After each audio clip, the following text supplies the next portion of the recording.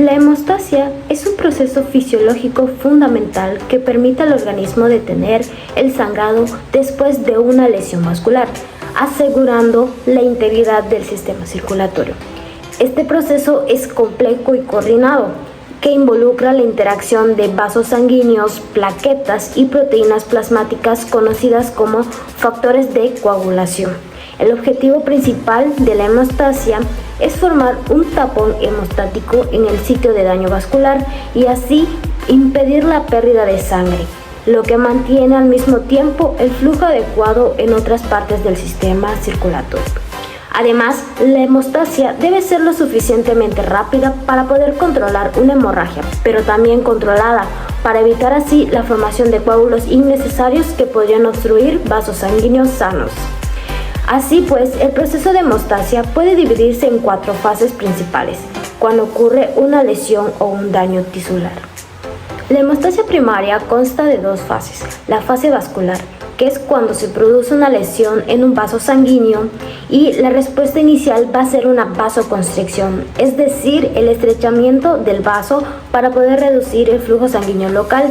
Este efecto es mediado principalmente por reflejos nerviosos locales y por la liberación de sustancias como la endotelina por las células endoteliales. Además, también factores como la serotonina y la tromboxano A2 liberados por las plaquetas contribuyen de igual manera a este proceso. En la contracción vascular nos va a ayudar a disminuir la pérdida de sangre y va a favorecer el contacto entre las plaquetas y el subendotelio expuesto. La segunda es la fase plaquetaria. Esta va a implicar la formación de un tapón plaquetario. Cuando el endotelio se daña, el colágeno subendotelial queda expuesto y las plaquetas circulantes se van a adherir a este colágeno mediante receptores específicos, como el receptor GPIB, y gracias a la proteína de von Willebrand, posteriormente las plaquetas se van a activar cambiando su forma y liberando gránulos que van a contener ADP, tromboxano A2 y serotonina, que van a amplificar la activación plaquetaria y van a reclutar más plaquetas al sitio de lesión. Finalmente, las plaquetas se van a agregar entre sí mediante puentes de fibrinógeno unidos a los receptores GP2B y 3A, formando un tapón plaquetario temporal. En la segunda parte entra lo que es la fase de coagulación, es decir, la hemostasia secundaria. La coagulación sanguínea constituye una parte crítica de la hemostasia, específicamente en esta etapa de la hemostasia secundaria, cuando el tapón plaquetario inicial se estabiliza mediante una red de fibrina. Esta interacción va a asegurar que el coágulo sea suficientemente fuerte para poder detener el sangrado hasta que ocurra la separación tisular completa. El proceso de coagulación es debido en última instancia a que el fibrinógeno va a experimentar un cambio químico que lo va a convertir en insoluble y le da así la capacidad de entrelazarse con otras moléculas iguales y de esta forma formar enormes agregados macromoleculares en forma de una red tridimensional, entre los cuales se encuentran bloqueadas las plaquetas. La cascada de coagulación es un término que se refiere al conjunto ordenado de reacciones enzimáticas en las que los factores de coagulación que circulan en la sangre de forma inactiva van a ser activados en una secuencia específica y se van a distinguir por 3 vías, las cuales se van a describir brevemente. Estas llevan a la formación de la protrombinasa. La primera es la vía extrínseca, y esta se activa rápidamente tras el daño vascular mediante la liberación del factor tisular. Puede ser de hecho en cuestión de segundos si el traumatismo es muy grave.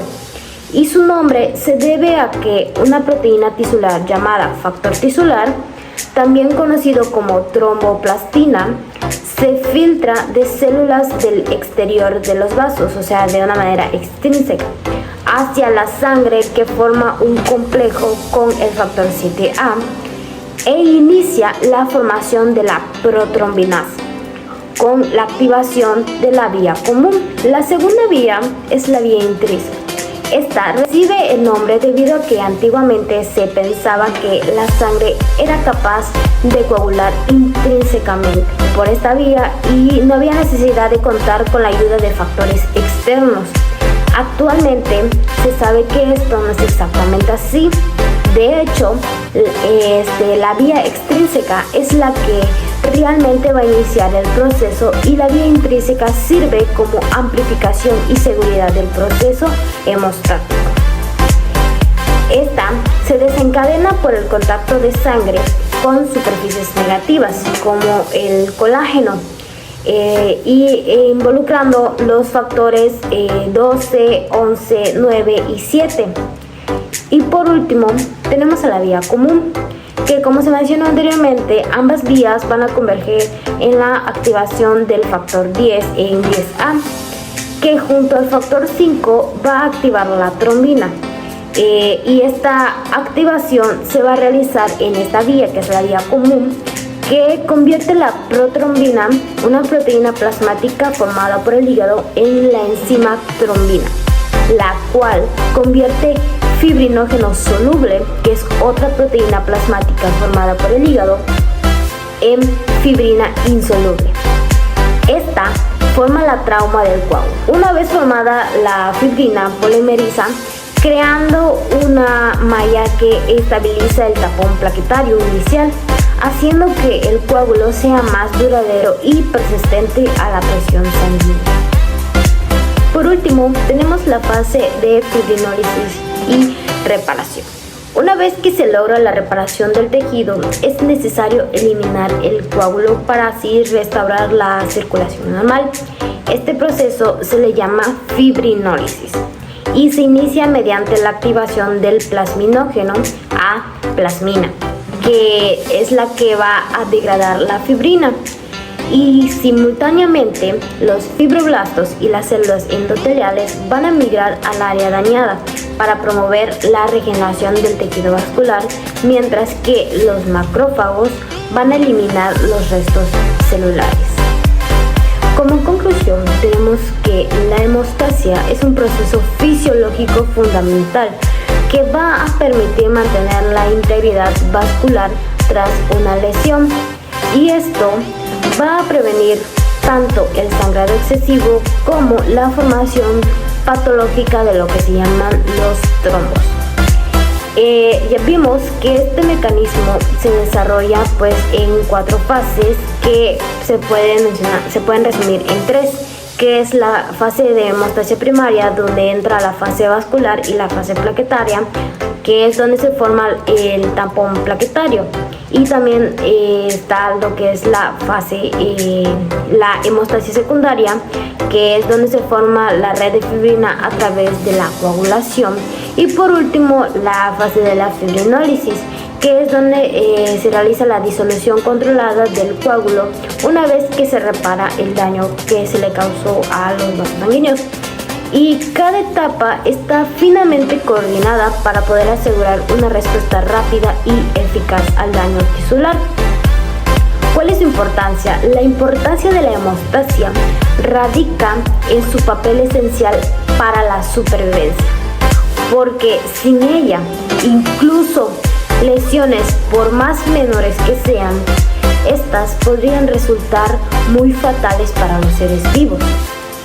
Además, una hemostasia que está desregulada puede conducir o llevar a patologías graves como hemorragias incontroladas o eventos trombocíticos.